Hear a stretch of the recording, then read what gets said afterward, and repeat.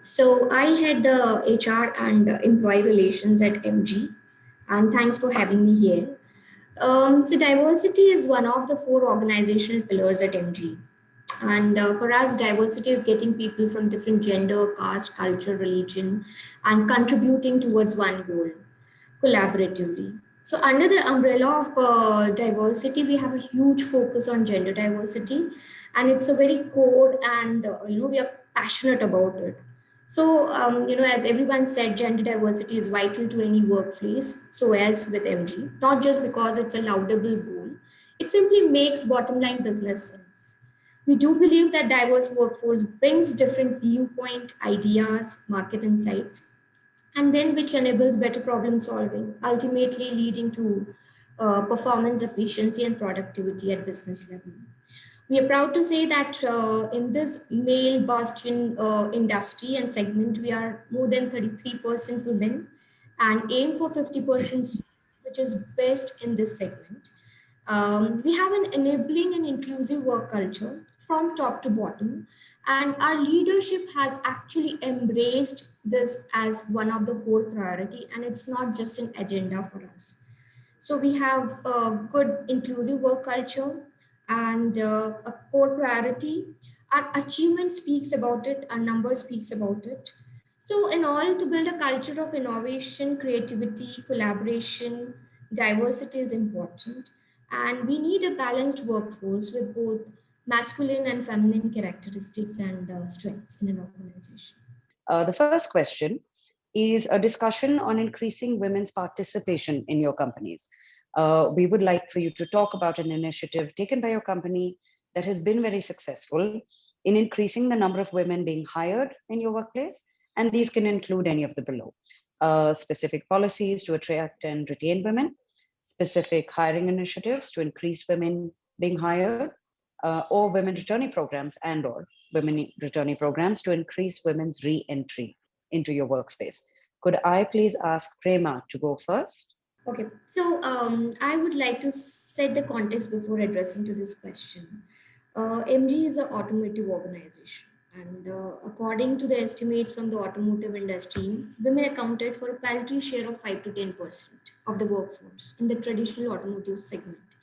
And this makes the task of hiring and maintaining a diverse workforce a massive challenge, as it becomes extremely hard to find the skilled female professionals for all entry, mid, as well as the senior level job profiles.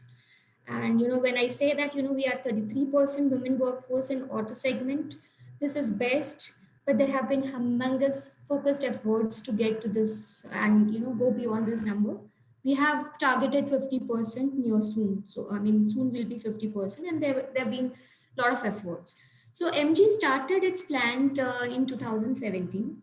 So we are just 3.5 years old. And while we started the plant, our hiring strategy was to make maximum diversity on the shop floor. Because when we say diversity, it becomes easy to target to the functions that are easy to hire and get them on board. But then it was challenging, and we were quite not very confident in terms of how we would get women on the shop floor.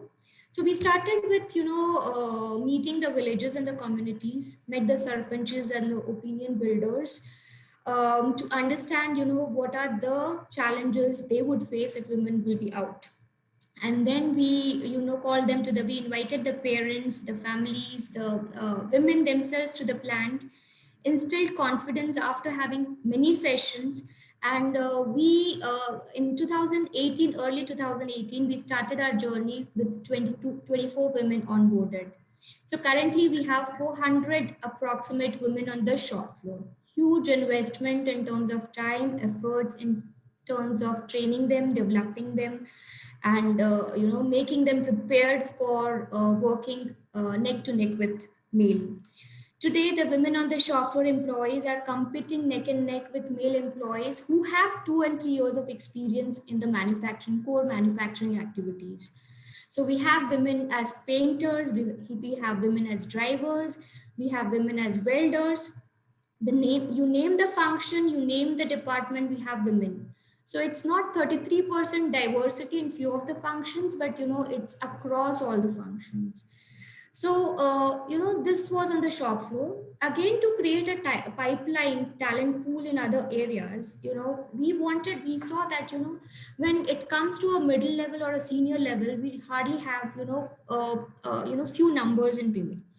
So when we visit the campuses also, we have in the STEM functions, we barely find women. For example, mechanical stream, we barely find. So what we did is that it's important to give them a start in the male dominated industries. And so we exclusively run programs for our GETs, MTs, interns, and diploma apprentices exclusively for women.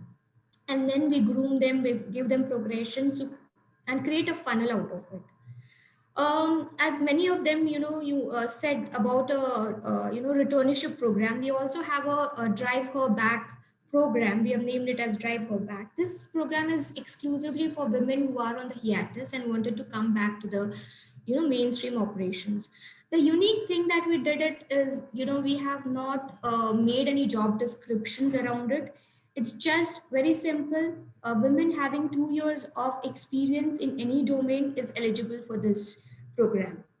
And we, make sure that we match the skill set in terms of, whether the person has a learning agility, and the other generic criteria are not exactly, the qualification and experience that the women have. And we are proud to say that, this year we have increased the number, and we are 26. Last year we were 16 into it. So this is about the Driver Back campaign. Apart from this, we have a lot of policies and processes, like we have gender neutral JDs. When we prepare JDs, we make sure that we do not use the wordings that deter women to approach the position. So we do not use the word like aggressive, extra working hours. So we make JDs which are women friendly, which are gender equated. Also, we have started gender blind screening. Um, we have 30% target in all departments. So every department has got targets to achieve it. And we are now increasing, this year we have increased it to 50% in all departments. We do not, when there is a hiring process, it's mandated that we will not source male profiles initially for 15 days, 20 days, and at least we need to have a good corpus of female profiles. Then only we start the male. So if we declare that there is no resource available, then only we start the sourcing of men candidates. Um, also we give extra premium to our search partners, and there are search partners who are ready willing to do it with the same cost. So this was on the hiring piece, but it's important that the retention and development plays an important role as it is for attraction. So our attempt is not just to attract, but to create an ecosystem and an enabling and inclusive work environment to develop and retain the women workforce. So this is by providing safe working environment. We have gender neutral policies, fair employment and growth opportunities. We have creche facilities at both the locations. We have good maternity support during the maternity period. We have the mentor or a buddy assigned to that women, so that he or she keeps them updated about what are the things happening in the plant or the space. Also, we have flexi work patterns, employee assistance program, zero tolerance policy on sexual complaint and concern. But above all, it is to have sensitization towards the unconscious biases that prevail in the minds of the people. So we run many workshops and programs for our male colleagues on this sensitization and manage how they manage the marginal segment of populations in the organization. So a lot of focused on developmental and retention piece as well, along with the hiring. So I'll take a pause here. Thank you so much, Mausam. Thank you for sharing. That's amazing.